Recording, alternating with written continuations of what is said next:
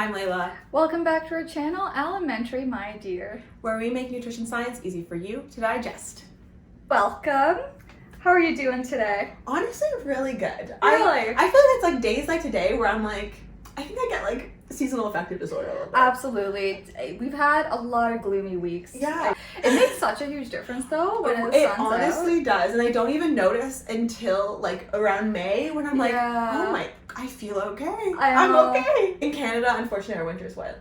Like October through like May. It's so interesting. Like, I grew up in northern Alberta and I feel like there the winters are just so brutal and so long that I think maybe as a survival thing, like the weather didn't affect me as much when I was living there. Like I was pretty stable like throughout the year, but since I've been living in Toronto for the last 10 plus years, I feel like now I'm noticing that it affects me a lot more. See, I actually think Toronto winters are just worse. So I'm from Ottawa, and is that my phone? that's my.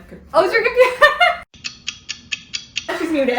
She's muted. Anyway, but like as I was saying, I actually think that Toronto winters are worse because we get snow that persists the whole winter. Right. And I think that almost like having the snow in winter is like nice because it adds more. It like reflects the light into the air. Whereas Toronto winters, disgusting, sludgy, brown, gray. We love Toronto, guys. Like, don't get us wrong. I would prefer to live here than Ottawa because we're hating on Ottawa. Making enemies everywhere we go. Ottawa's always my hometown. It does have a special place in my heart, but it's boring. Because Fort Mac, I grew up in Fort McMurray, and there we get a lot of snow as well. But I think it's more like Toronto in the sense that it becomes brown and slushy and gross really quickly. Okay. And it's interesting too because Fort Mac, it's northern Alberta, and a lot of people there, like because they're going out to the oil sands site to work, they end up having to wake up really early in the morning, and then with the commute back, like there's a joke that like they just don't ever see daylight, like almost literally. Not surprising at all because I feel like I barely see daylight. Oh, I've gotten into TikTok lately because of her. I'm so proud. For anyone who doesn't know, there is a little bit of an age difference like between us. But I do think calling me old. I'm not calling her old. I think of her being more as like an older sister. It's more of like an older sister age difference. But there's also that age difference causes a generational difference. I'm a Gen Z. I'm a millennial. I'm a millennial. That's correct. I'm in the group of people that has been very hesitant to get on the TikTok train. And then Layla will keep sending me TikToks, and I'll open the app once every 3-4 weeks, and I'll have 37 messages. Just from me. Just from Layla. But I finally decided to give it an honest shot this past week. And I have to say, I like it. I actually think it's bringing me more joy than Instagram is. I don't know what your thought. Instagram's on the way out. You know what? The thing is, Instagram, I think it's more oh, look at my perfect food. Look at my perfect clothes. Look at my perfect body. That's the vibes I get from Instagram. Whereas TikTok seems more hey, let me give you some useful information or let me make you laugh. Exactly. So it's also I feel like people are a little bit sometimes more real on TikTok. Yeah. People will tell you the funniest stories about how their whole day just got completely messed up because they made a stupid mistake. Yeah. And I really like the candidness and throughout I think TikTok got me through the pandemic. Yeah. I know we're not quite on the other side yet in Ontario, but it's getting you through. Exactly. Yeah. So now that we've talked about the weather, which is mandatory, and TikTok, which is also required, we can get down to business now. Are we ready? Let's plug we're talking about socials, let's plug our socials. Yeah. So make sure you guys are following us on Instagram, even though we just talked about how awful Instagram is. No, but we're great on Instagram. We have a great We're Instagram. the exception. So somewhere our Instagram will be, and click on that if you want to follow us. And let us know if you think we should make a TikTok account. Ooh. So now let's get into it. Today, we want to talk about, are you eating too much protein? Hey, well, make sure you hit that subscribe button so you never miss one of our videos. Before we get into it, we have a whole other video on protein. So if you missed that, we cover kind of the fundamentals of what protein is and what it does in our bodies. So make sure you check that out because we're going to specifically be talking about if we're eating just a little too much protein and whether that could be doing harm in our bodies. Yeah, and I'm really excited about this video because we're kind of getting into the nitty-gritty science a little bit more and the emerging evidence, which I love reading and I loved researching for this video. It's interesting because, you know, we kind of touched on this in our other video as well, but, you know, carbs and fats, I think they're scrutinized a lot more, and there's a lot more messaging out there that we need to either limit our carbohydrate intake or limit our fat intake. But I feel like in a lot of ways protein has the exact opposite marketing, if you want to call it that, where everyone's like, how can you eat more protein? How can you add more protein? And are we maybe swinging too far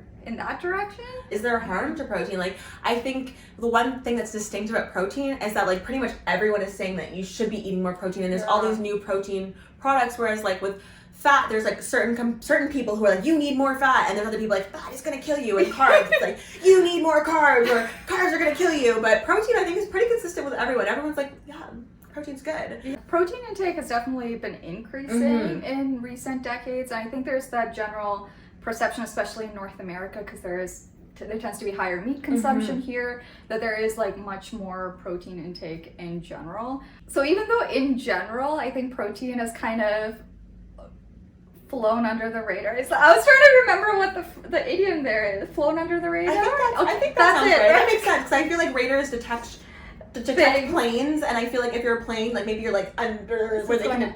That's what I'm going to say. I think that's correct. Okay. I think in some circles, maybe there is still some fear around protein. I know for me personally, like maybe 10 years ago when I started working out, I was all like, I need to drink my protein shakes. And I remember my dad being like, you're going to hurt your kidneys. You're going to hurt your kidneys. Mom has definitely said the same thing. I had to like do this like kidney test at one point, and my mom was like, you know, your kidneys are messed up because of all those protein mix you're eating. I was like, I don't think that's true, but you know, you're my mom, I'll let you talk, and I'll just nod my head and be like, okay. So we decided to look into it, you know? Is there any truth to that? Well, before we get started, we should probably cover the amounts of proteins that we should be getting. And so, you know, as we talked about in our other video, there are something called, actually many of our videos, something called RDAs, and that's basically the minimum amount of protein that you should, or of any nutrient, but of protein that you should be getting to meet the needs of 97.5% of the population. Yeah, and that's basically, for protein specifically, that's determined based on something called nitrogen balance studies. So it's basically the amount of intake that would prevent nutrient depletion in that percentage of the population. So there is some question about whether does that mean that that's the optimal intake of protein? I think there's some controversy in the scientific community about that. But yes, that is the 0.8 grams per kilogram of body weight that's currently recommended for protein. That's how that was determined. Exactly. But as Rita mentioned, there is some controversy of, you know, when we say 0.8 grams per kilogram, that's just to prevent deficiency, but is that enough for optimum health? Like, how do we promote optimal health in a population? And there's been increasing amount of research showing that it actually might be higher than 0.8 grams per kilogram, especially for certain populations. For example, in older adults, a lot of research is showing that older adults could benefit from taking in more protein than that recommendation, because muscle loss is really common as you get older, and taking in extra protein higher than that recommendation could actually help preserve that muscle mass, which affects so many things and overall health and mortality as well. They find that older adults who are able to preserve more of their lean body mass, the muscle mass, live longer and live healthier and are able to function better throughout life, which makes sense. Absolutely. You know? Just being able to live more independently. Yeah, and that's an example of when like science, the recommendations haven't quite caught up to science yet, because when we look at the RDAs, even for older adults, it's still 0.8 grams per kilogram per day, even though I'd say pretty much the scientific consensus at this point is that it should be higher. Yeah, absolutely. And athletes too. I mean, I think this is maybe a little more intuitive. People that are more active do need more protein as well. I mean, I think at least with this, at least within the sports community or, you know, the more physically active community, I think that knowledge is out there amongst those people. I believe it was the Dietitians of Canada, and then I think it was like an American Sports Nutrition group. I really should figure out exactly who they are. But they released some guidelines recently that recommended between 1.2 grams to 2 kilograms.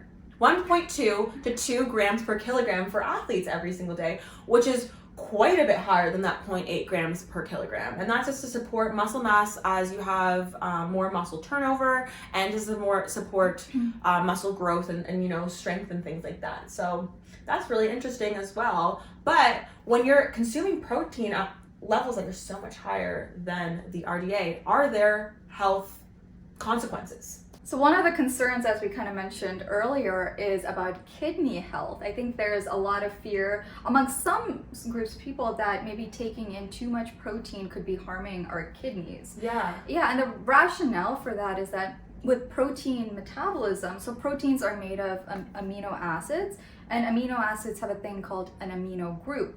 And basically, during the breakdown of proteins, that amino group is removed and it forms ammonium, which needs to be removed from our bodies. And that ammonium gets converted to urea in our livers, and that goes through the kidneys to be removed. And wait, let me plug us for 2 seconds. Okay, yeah. If you want to learn more about the function of the kidney and the liver, watch our video about juice cleanses. Good job. Yeah. I just got caught up in my spiel there. Yeah. Yeah, and the rationale or the concern about taking protein intake affecting your kidneys is that if your body is like, you know, your kidneys are overworking trying to process that urea, then maybe over time we could be damaging the kidneys and compromising its functioning. And honestly, this was something I believe that was held within the medical community for quite a period of time, but it wasn't something that was necessarily tested. It wasn't really tested, but luckily, as we've progressed, there's been more and more scientific research into does eating more protein result in damage to the kidneys? Is having your kidneys working harder, does that result in damage? And the good news that we have is the answer is no. So I can call my mom and be like, yeah, Mom, you were wrong. You were wrong. Protein isn't damaging my kidneys. It's not the most satisfying thing. No, I'm going to say sometimes be like, yeah, Mommy, I actually did a full entire bachelor's and master's, and now I'm actually a dietitian. Still don't take you seriously. She does not take me seriously when it comes to nutrition. And I don't know how to overcome that. Yeah. I don't think you can. We'll always be there, babies. There are concerns for people who do already have kidney impairments or kidney problems, such as chronic kidney disease, with eating high amounts of protein, because they already is damaged, so then you're overworking the kidney and it can cause even more damage. But for the rest of the population, you're a-okay to eat more protein without damaging your kidneys. And in the research they found that your kidneys do work a little bit more, but it's not harmful. The reason we know this is through measuring something called the glomerular filtration rate, the GFR. We're only going to call it GFR from now on, okay? Because that is a hard word. It is a hard word. Fun fact, before this, Rabina's like, you need to say it, I can't. And she's sitting there and just like, glomerular? That's right. But it feels so wrong. I'm gonna say it's a weird noise. It's like almost like I'm gagging on myself. And then you have to go right into the glomerular. I mean, glomerular. Yeah, I'm curious to find out what the origins of that word is. Etymology. Glomerular, probably. Yeah. Someone who speaks Latin or knows etymology, comment below. Let us know. Where does that come from? Educate us, please. But what is the GFR? What is glomerular filtration? It's a hard word, guys. It's a hard word. So the glomerulus is in your kidneys, and basically glomerular filtration rate is how much blood your kidneys are filtering at a given time. Basically normal for as you get older for that GFR rate to go down. You get a little slower with old age, so your kidneys, you can't fault them. Absolutely not. No shade to other kidneys. And if you do have kidney disease as well, you see GFR rates that are significantly lower than normal. Mm-hmm. So that's when people are concerned about high protein intakes damaging our kidneys. The thought was that maybe if you have too much kidneys and you're too much protein. What did I say? Too much kidneys. Oh, did I say? What did I say? Too much kidneys. You did say too much kidneys. But we got it. Too much protein. At least you got it. that if you have too much protein in your diet, that you might be taxing our kidneys too much from all that filtration, and that may cause our GFR to go down. But that doesn't seem to be what we see in the research. Exactly. So there's been quite a few studies that basically compared high protein diets to normal to low protein diets, and they found that there's really no difference between the glomerular filtration rate, GFR between high and normal to low protein diets. And so based on that research, we've been able to make the conclusion that even at amounts that are 2 to 3 times higher than the RDA, which is 0.8 grams per kilogram per day, there is no impact, negative impact on the kidneys long term. And that's not to say that amounts higher than 3 times the RDA are harmful. It's just that we haven't studied them yet. So parents, specifically our parents who have been concerned about our protein intake, we hope we've quelled your fears. There's another major, I guess, fear that's out there. I haven't heard this one from my mom, surprisingly. It's basically that eating high amounts of protein